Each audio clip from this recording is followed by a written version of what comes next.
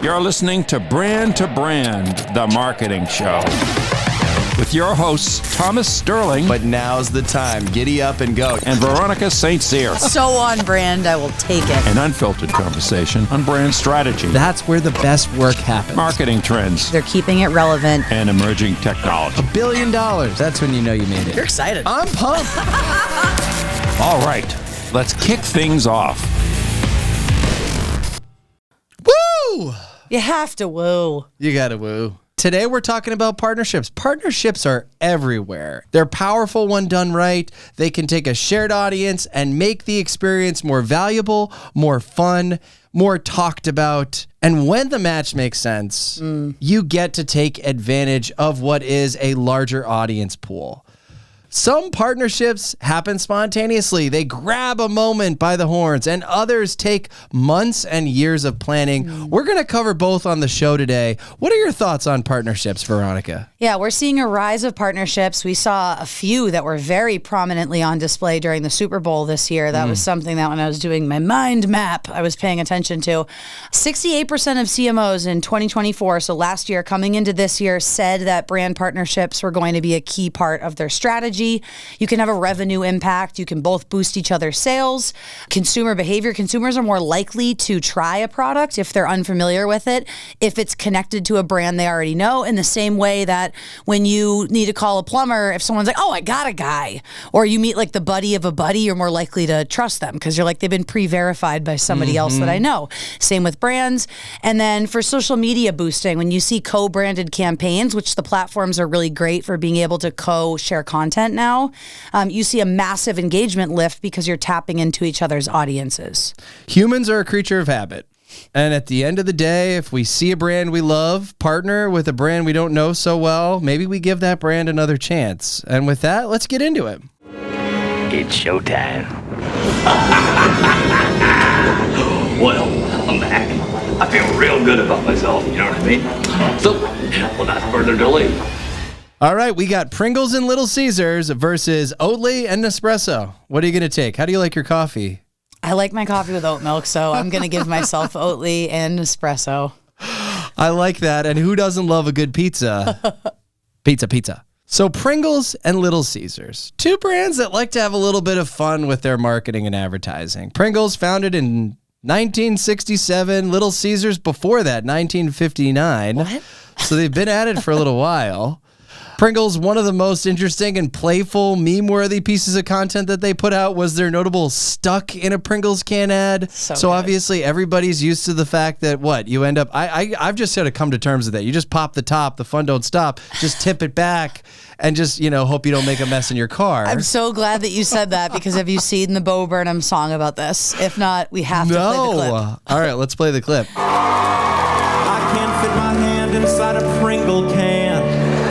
I have a huge amount of trouble fitting my hand inside of a Pringle can. I can get my hand like 4 inches into the can, but then I have to tilt the can into my mouth. But by that point, a bunch of crumbs have accumulated at the bottom of the can, so they all go spilling onto my face. No, this is a problem. I mean, maybe it's a problem, feature, air quotes. Maybe it's a feature, not a bug. I don't know. But somebody literally wrote on social media, I loved the ad to this stuck in a Pringles can. I love the ad. Thought that it would be an announcement. They were making the cans wider. I got absolutely furious when I found out this is just a flex. They're aware of the issue and still choose to do nothing about it. Little Caesars, on the other hand, I think Little Caesars is benefiting from this mukbang era that we're in right now. People are trending towards, how can I make this weird Taco Bell combination? What can I order from Little Caesars that's a hack, that's absurd? People just doing terrible things on social media to their body, eating whatever it takes. Have you seen their Do Not Call campaign? It was a few years ago. No. It was all about the concept that you shouldn't call, the concept that they've got you served. You don't need to call. In fact, so much so that they threatened you, do not call. Oh, I love this. Hold on, I'm going to play the clip. Lately, Little Caesars has been getting lots of calls to 1-800-TRY-LITTLE-C from people trying to order hot and ready pizzas. We'd like to take this opportunity to educate you about calling Little Caesars. Don't do it. You see, at Little Caesars, we have hot and ready pizzas available all day, every day. And you can just come in anytime and pick one up, so you don't need to call. In fact, consider this your warning. If you call 1-800-TRYLITTLEC, you will regret it.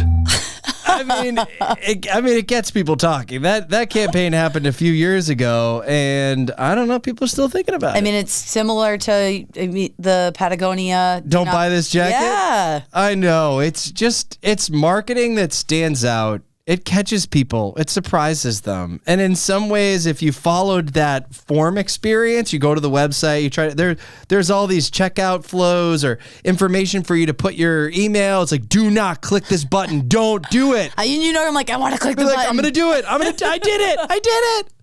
People love that. It's fun. Yeah. Speaking of fun, we got to get into how the hell these two brands, why we're even talking about them in a an lot episode. of coordination, a lot of work, months and months of planning that went into this partnership. And I think it came out on the field. No. Basically, you have two marketing teams thinking about what can we do to make a splash this Super Bowl? What are we going to do? Well, one of them said, all right, well, Pringles was like, we've got the mustache. It's a core part of the brand. Maybe we have flying mustaches. And if you didn't see the ad, oh my God, it's hilarious. Mustaches flying all around the world. And then you cut to a few commercials later, and all of a sudden, Little Caesars, they're hot and ready. I think it was pizza bites. They're like, try for the first time, and all of a sudden, eyebrows. It was Eugene Levy's eyebrows. Eugene Levy, and his eyebrows ended up on a little baby. This little baby girl with a mustache. You're like, wait a second. I think I saw a commercial like this earlier. Wait a second. It was the Super Bowl of flying facial hair. I'm sure as that was happening, marketing teams were like, oh, no. But then someone was like, oh yeah. I'm going to play a clip that perfectly pulls this all together.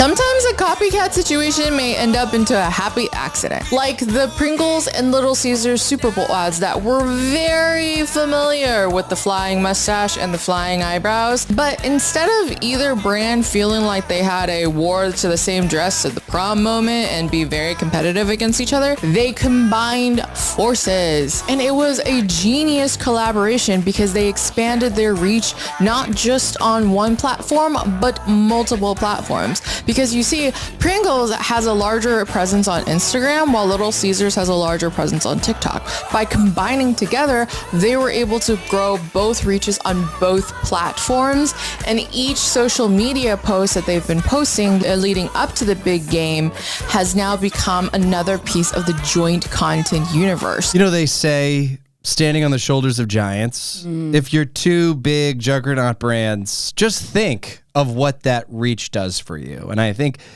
they talk about in the video, the concept, one was more heavily in TikTok versus Instagram. That's a great cross-promotional effort, and it just gets the message out there. And lucky for them, they weren't competing in the same turf, right? Yeah, it's a low risk, high reward. It was, something that they totally could have had their CMOs do, almost like crisis PR for advertising, because think about how much money went into producing and placing those spots. And instead they said, like, I just pictured, did one CMO call the other up and they're like, hey, you saw it? Yep. Should we? We should. And then they just did the thing. And that also is what's so cool about social media is, although all that money went into those productions for those creative ideas and so much thought, and the people who worked on those, the creatives behind them who probably had a oh fuck moment, now very quickly on social media could come together really fast and be able to capitalize on that. Imagine it was the same production company. They were like, should we tell them? Should we just turn this into a true crime podcast for advertising? There's been a murder in Savannah. Oh my God. You had that locked and loaded. Just ready to go with that. Oh man, I love The Office. I miss The Office. So coming off of Pringles Little Caesars having an unplanned moment they capitalized on. Flying facial hair for you. Flying facial hair coming to a baby's face near you. Oatly and Nespresso, strategic, long planned partnership included a lot of very smart, creative packaging decisions.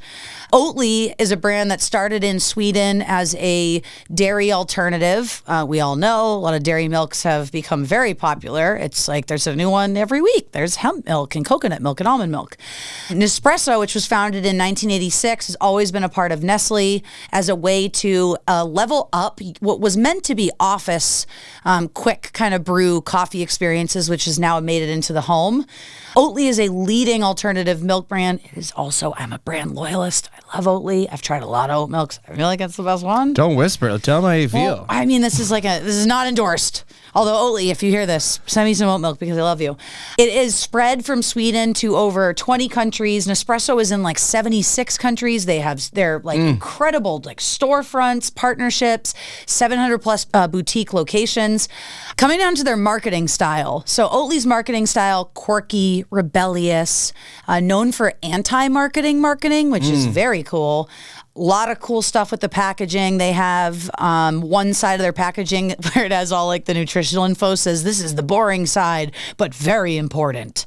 They then have one, I saw one of their flavors had a side once that they update their packaging sometimes, but it said, here is another side with text that does not help you make any decision in buying this, which is so fun. Like you get to use the space and people have fun with their milks because there's a lot on the market. Nespresso, much more conservative, I would imagine, in office environments. I mean, they're not making jokes.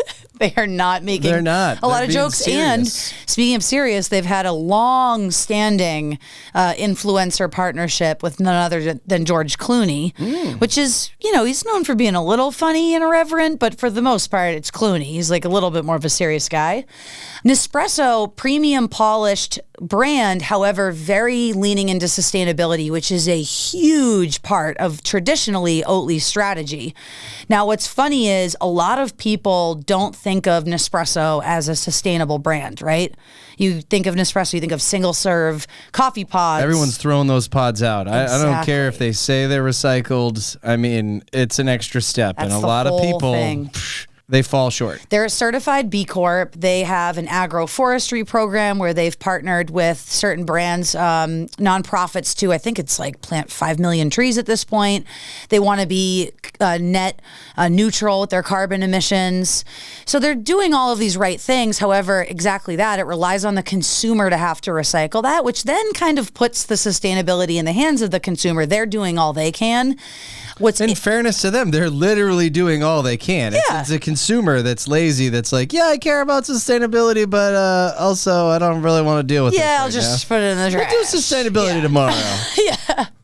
So a lot of us, when we think of single-serve coffee pods, we think of the K-Cup. Now, John Sylvan, who is the inventor of the K-Cup, came to regret inventing it because of its impact on the environment. So we think about Nespresso has to do almost like PR damage for single-serve coffee pods in general, even though aluminum is easier to recycle, which is similar to Liquid Death's model of saying plastic doesn't really get recycled, let's go aluminum. Now, getting into the partnership, in early 2025, so early this year, they launched a major in-store and retail collaboration, which was an Oatly barista oat milk Nespresso pod, where they made Nespresso Oatly custom pods. And then they said, if you're going to make this an ad milk, it goes really well with the barista Oatly edition. I actually saw one reviewer on YouTube who was saying, I talked to my friend and she said, you could use almond milk, but if you use cow's milk, it's going to taste sour. So there was like actively like a do not use cow milk, which is all part of Oatly's brand. It's all like they got sued by the Swedish dairy lobby in 2015 for a campaign where they said, it's like milk, but made for humans. You do not want to mess with the Swedes.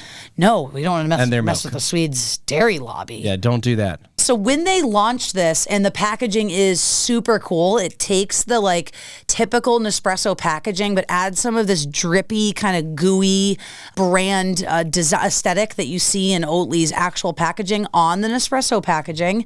Lots of influencer unboxing campaigns, super sleek music. Coffee has been so like romanticized, like making your morning coffee. Think about it. A little ASMR. Every single person, they're like doing a house showing, they're like, and this is where I would have my morning coffee. Yes. Jerry Seinfeld had a bit where he talked about the fact that the coffee is the best part of his day. It was like, the coffee is the best part of, what do you mean? He's like, it's my moment.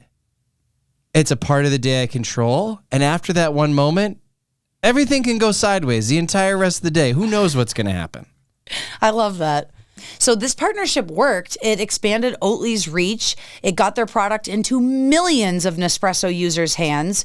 It addressed the dairy-free demand because a lot of places, I don't know where you go now and you say, do you have, oat milk or almond milk or non-dairy milk? I think I went to one coffee shop, which is in Massachusetts.